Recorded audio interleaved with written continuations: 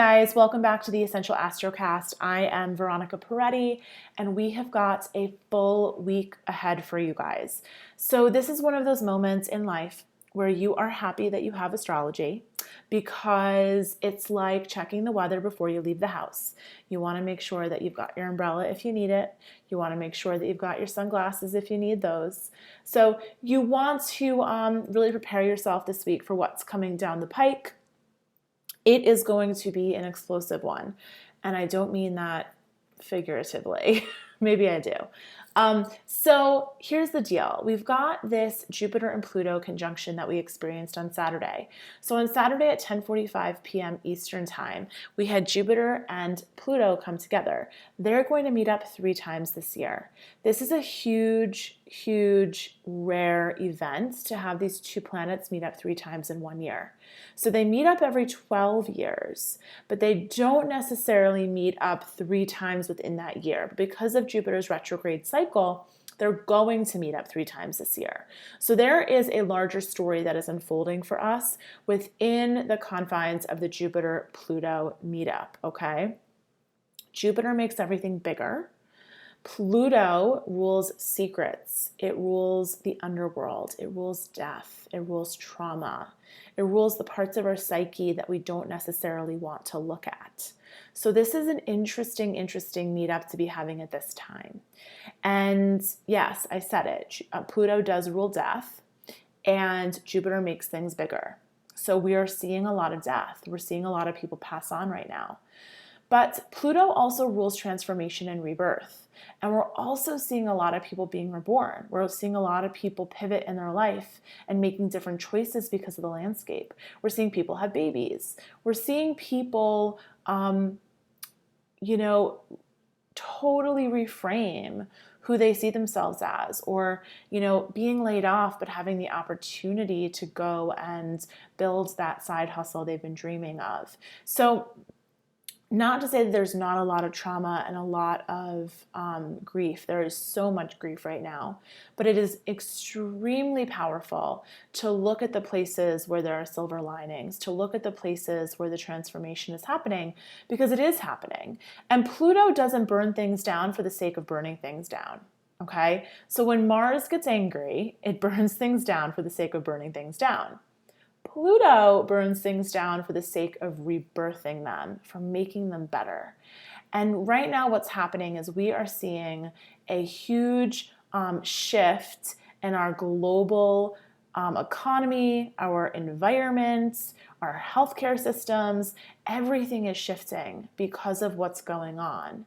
And because of what's going on, we are going to have the opportunity to rebuild our communities in a way that serves us all much better. And that's why I said last week that the power is really being put in the hands of the people right now. Saturn's in Aquarius, Mars is in Aquarius. Those planets in Aquarius are really all about the community. They're about groups. They're about taking care of the whole over the individual. And so we're going to see this conflict between the individual, the me on the top of the mountain, that's Capricorn, where Pluto and Jupiter are hanging out, and the whole, the community, taking care of everyone. That's Aquarius, right? So this is an interesting dichotomy that we're having right now, especially because Saturn is at home in both signs.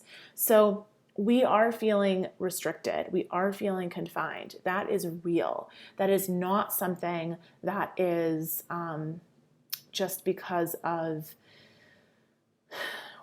it's physically real because of the situation we're in, but it is energetically real as well. So we are being asked to restrain, to restrict, but sometimes the boundaries and the structure are where we can find the most opportunity for creation. So I've been talking a lot to my yoga teacher friends about necessity being the mother of invention. And we are experiencing that in so many places in our lives right now. So whether that be fashion designers making face masks and gowns for the hospital workers, or that being people taking their business onto Etsy or onto Zoom. There are so many ways that we are seeing innovation happen. And so that's one of the big silver linings for me as a creative person, as an entrepreneur, as a person that just loves to follow business. Like, I am so excited to see so many people being really empowered and taking their business into their own hands. So that's something that's really good that's happening. There is rebirth, there is transformation happening, but there is a terrible, terrible, terrible amount of death and sadness and grief. And the thing about grief is that we have to let ourselves go through the stages of it. We have to let ourselves feel it. There's the 5 stages of grief. You can look it up on Google. I'm not an expert in grief at all. But I know from going through losing my father that grief is not, it doesn't go in one direction. It definitely has its ups, its downs, its squiggles. You go back, you go forward, you go sideways. It's not a clear linear process. So give yourself the compassion and the patience to allow yourself to have days where you feel really good, and to allow yourself to have days where you feel really down, and to allow yourself not really know why you feel so down today, but yesterday you felt so good. I will say that this is the last week that Mercury is in Pisces. So we've had Mercury in Pisces for a super duper long time. And we had a really long retrograde in Pisces. It's just been so much Mercury in Pisces. And so just to remind you, Mercury rules our mind. So with Mercury in Pisces, our mind has been ruled by our feelings, by our emotions. And because of that, we have been really consumed with how we feel about things.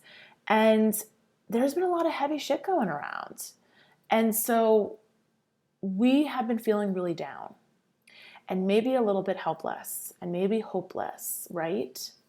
But that is going to shift this week, and we're going to get to it because Mercury is going to go into Aries, and how we feel and how we approach things is going to change significantly this week. So give yourself the opportunity to feel the feelings. Give yourself the opportunity to be in sadness. Give yourself the opportunity to experience the grief this week. Because next week, we're going to have a very productive emotion, and that emotion is anger. And as a person with a lot of Aries, I know a lot about that emotion. So it's going to be an interesting shift this week. But I wanted to mention that we are still in the shadows of that Jupiter-Pluto conjunction that we had on Saturday. And you may have noticed there were a lot of people that came together to meditate on Saturday at 10:45 p.m. When those two planets came together, there was a lot of group meditations going around online. A lot of people were getting together to meditate. So I feel that this Jupiter-Pluto meetup that we're experiencing 3 times this year is really powerful. And yes, I do think that it's part of the destruction that we're seeing, but I also think it is an incredible opportunity for us to step into our power. And I think it is allowing us to feel our power in a way that we haven't before, partially because it's happening in Capricorn, partially because it's happening 3 times, and partially because it comes on the heels of Saturn and Pluto getting together. So this is big astrology, people. This is not run-of-the-mill astrology. This is astrology that astrologers look forward to for decades. So we are sitting on the precipice of history. And you were, without a doubt, meant to be alive in this moment. Okay? So if you feel like you're in the muck and you don't really know which side is up, it's totally cool. Because this is era-defining astrology. This is astrology that will change the way we see the world completely. We are seeing that with what's going on in the news, right? But I just want to remind you of that, because if it's feeling like a lot right now, it is a lot. It really is a lot on an energetic level, as well as on a physical level, as well as on a mental level, emotional level, all the levels, okay? But the reason that people chose to get together and meditate on Saturday when Jupiter and Pluto came together is because it's also an opportunity to ascend. And so ascended masters were the spiritual beings who came through many incarnations, and they did all their work, and they completed all their lessons. They did all the hard work, and then they ascended to that level of freedom of not having to incarnate again. And people like Jesus or the Buddha, they were considered bodhisattvas. They came down to earth, incarnated in the physical form, not because they had to, but because they were here to help us. And so this is a moment that we are all transcending and ascending. We're up leveling to that next level of spiritual growth. And that might be really woo-woo and a little too much for you today, and that's totally cool. Feel free to fast forward me. But I really truly believe that that's the reason so many people felt called to come together and meditate on Saturday, because there is an incredible opportunity for transcendence and ascension right now. We're going through collective karma right now. We are doing the work and fixing a lot of the wrongs that have happened in the past 12 years, 20 years, 36 years, and more. I mean, those are just the astrological cycles that are at the top of mind right now. We also have a sub-cycle of 200 years that we're going to be looking at the end of this year. So we're really doing the work of healing a lot of stuff that we've all been born with, living with, dealing with, that our mothers and fathers and grandparents were dealing with too. So not small stuff is what I'm saying. Whenever Pluto is in play, that means power is in play. And so when Jupiter and Pluto come together, it's an opportunity for us to take stock in our beliefs and see if they're still working for us. So the beliefs that you had 2 weeks ago, 3 weeks ago, 4 weeks ago, 6 weeks ago, 6 months ago, do they still work for you? Are they real? Are they true now that we are in this particular climate, in this particular landscape? And if they're not, maybe they were never true, right? The other thing that I wanted to mention about Pluto is that it does take into account whether or not your motivations are pure. So right now, Jupiter-Pluto together gives us an incredible focus, an incredible determination, an intensity about how we approach life.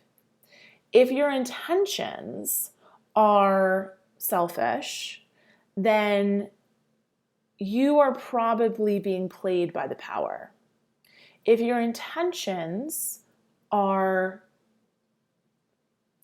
of good nature and they are to help the collective as well as yourself, right? Because you're part of the collective. Doesn't mean that you have to be a victim. Let me be clear about that, although we're going to talk about that a little bit more.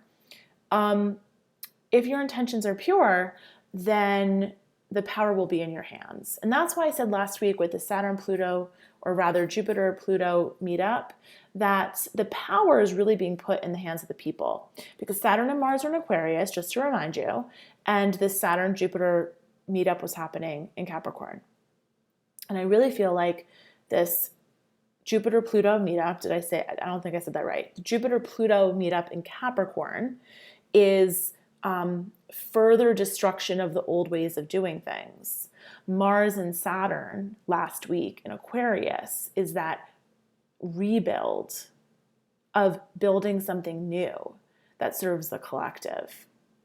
So this is an opportunity for you to take stock of your beliefs and take stock of your motivations. And if all of that is checking the boxes and all of that is a-okay, then go forth. You have the power. And if you're not owning the power, you have to do the mindset work of letting go of what's holding you back from stepping into that power and really taking it into your own hands.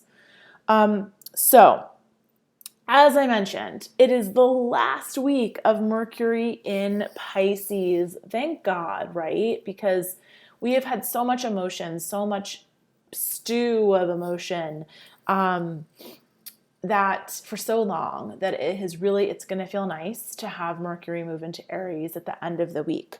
But remember, when planets go through the last degrees of a sign, it's when we feel it most. So if you are feeling super duper emotional this week, if you're feeling a lot of grief, a lot of sadness, let yourself feel it. You will come out the other side. I promise you. And by the end of the week, you're going to be feeling very differently. Okay. So today is Monday while I'm recording this, and the moon was void all day in Virgo, and then this afternoon, evening, it went into Libra. So we are gearing up for the full moon in Libra on Tuesday. So Tuesday, the full moon in Libra is going to be at 10:35 p.m. Eastern Time. Everything is bigger with a full moon. A full moon makes everything bigger. So that means your emotions are bigger. That means your reactions are bigger. That means everything is going to feel bigger with the full moon. Okay? So please just keep that in mind. Tomorrow is a wonderful full moon in Libra. You know, full moon in Libra is usually kind of like how do I say? Kind of like a smooth, sweet moon. And the thing about this one is it's going to be a tough one because the full moon in Libra is going to be squaring all that Capricorn stuff we've got going on, opposing the sun in Aries, which makes it a full moon in Libra. And it's going to be a little tense because it's on that cardinal axis where we're having all that Capricorn, Cancer, Aries, Libra stuff. Capricorn is really where that destruction is happening, the destruction of the old ways of doing things. So with the full moon in Libra, it's going to feel like that's getting prodded and poked a little bit more even than it is, which is hard to believe. So I just want to say that this is one of those weeks where I started this, Astrocast saying this is a week where you really want to have the astrology. It's like checking the weather and knowing what you're walking into.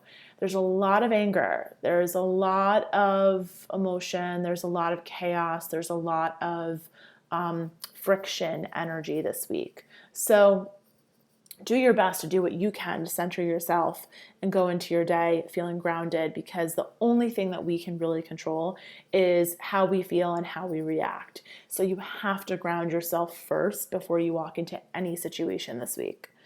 Okay, so we've got the full moon, and the full moon comes with Mars squaring Uranus. So that is the chaos. That's the war energy of the week. Mars square Uranus can feel very impulsive.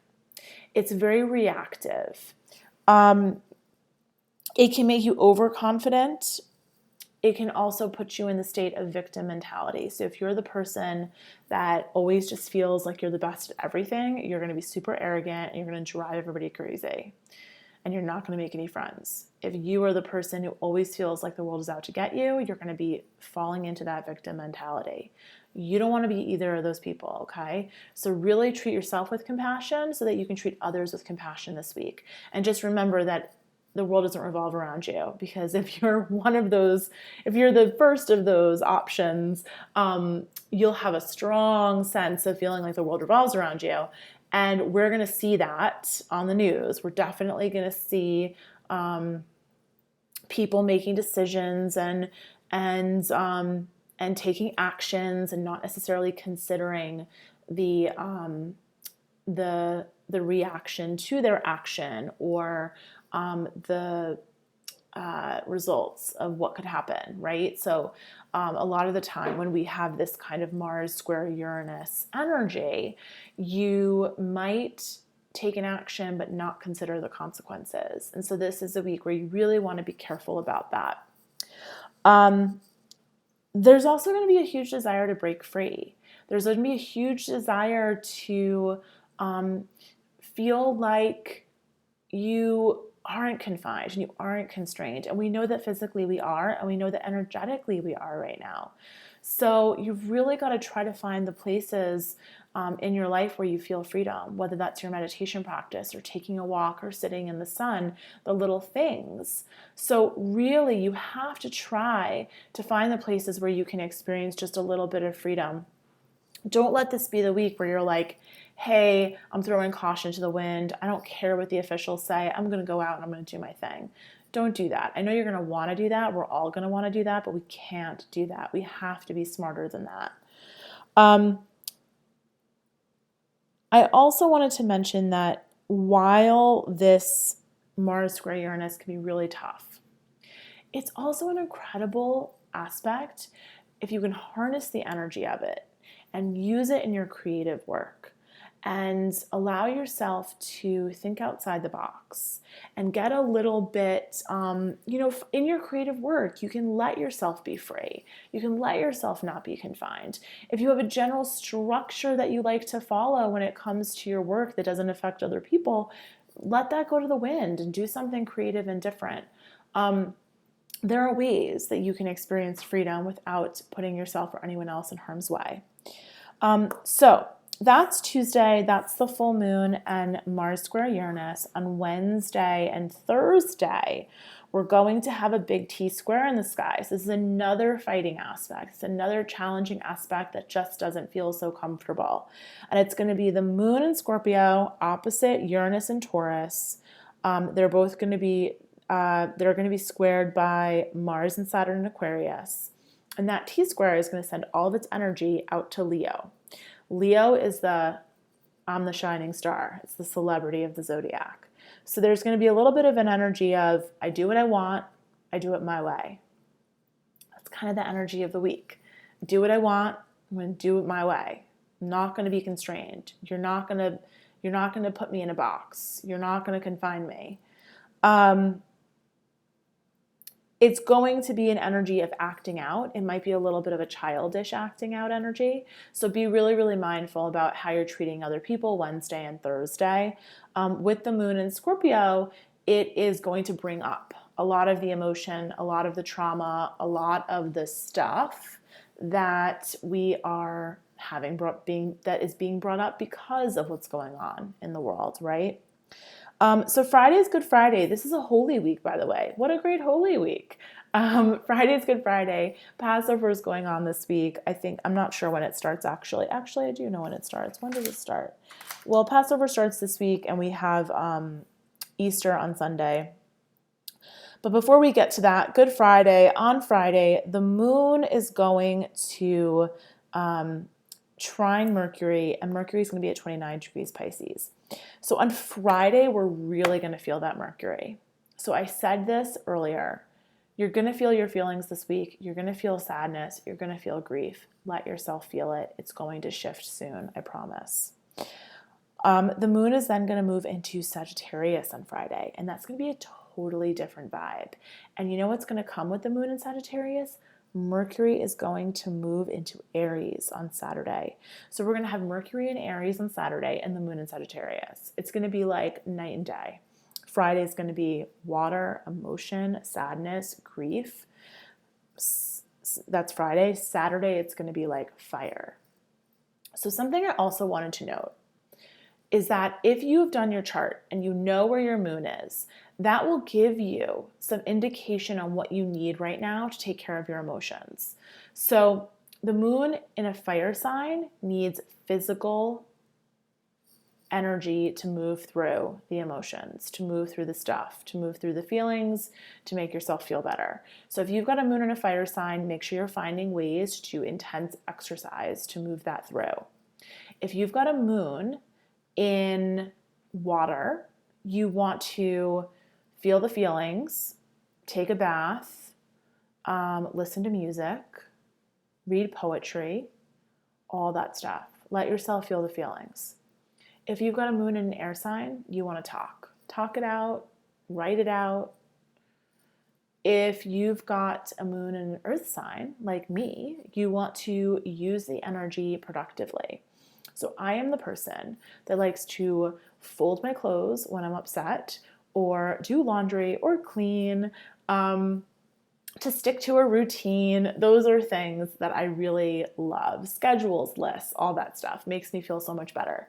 So you want to know, based on your moon, what you can do to take care of yourself. And that's really important right now. So this week is a great week to consider that. Okay. So if you don't know your moon, go look up your chart. You can find a free chart online, find out what element your moon sign is in, and that will help you take care of you. Okay. So Sunday, the moon's going to go into Capricorn. So now we are going to be feeling very angry because Mercury is going to be in Aries now. The moon has just gone through Sagittarius, and Mercury has talked to Saturn. So we want to do something with the anger. That's Saturday. Saturday, it's like, now we're angry. Okay, we've been sad. We've grieved. And now we're like, what the hell are you guys doing? Why are we in this mess? That is going to be Saturday. We're going to take that energy into Sunday. We're going to take that energy into the next 3 weeks, but we're going to take that energy into Sunday, and the moon's going to go into Capricorn. And that means that the moon is going to be touching all those points, all those places where those planets are that have been destroying the old ways of doing things. And then Monday, the moon's going to start to gear up. He's going to start to square Mercury, and he's going to talk to Uranus and square Chiron. He's going to start to get ready for the fight. And then on Tuesday, Sun is going to square Pluto. Moon's going to square the Sun. The moon is going to conjunct Pluto and Jupiter. And Tuesday is the day where the fight's really going to blast off. So this whole week is like a gear up to this big fight that's going to happen on Tuesday of next week. So we're talking about Tuesday the 14th. Tuesday the 14th is also the day where we have the last quarter of the moon. So we start to move into that waning period where we start to move inward. So it'll be a very interesting day. So this whole week, I want you to really take care of yourself. Find compassion for yourself first so you can find compassion for someone else. Ground yourself in the things that feel good to you, the ways that you can take care of yourself. And then from there, you can be centered and grounded as these things pop up, because these things are going to pop up and they are going to make you angry. They are going to make you upset. But if you're grounded in your own energy, no one can take you out of that. And one of the things I'm doing for my yoga students this week is we're working with the mantra So Hum. And we're working with that mantra because I want them to really align with So Hum. I am that. Inhale so, exhale hum. And that is a great mantra and way to close your eyes, breathe, inhale so, exhale hum. And that is a great way to remind yourself of who you are. We are all parts of that source energy, that collective consciousness. So if we can remember that, then we can get through this week and the next 3 weeks and the next couple months and get to the other side of this, okay? So sending you so much love. Thank you for listening and watching. And I'll see you next week on the Essential Astrocast.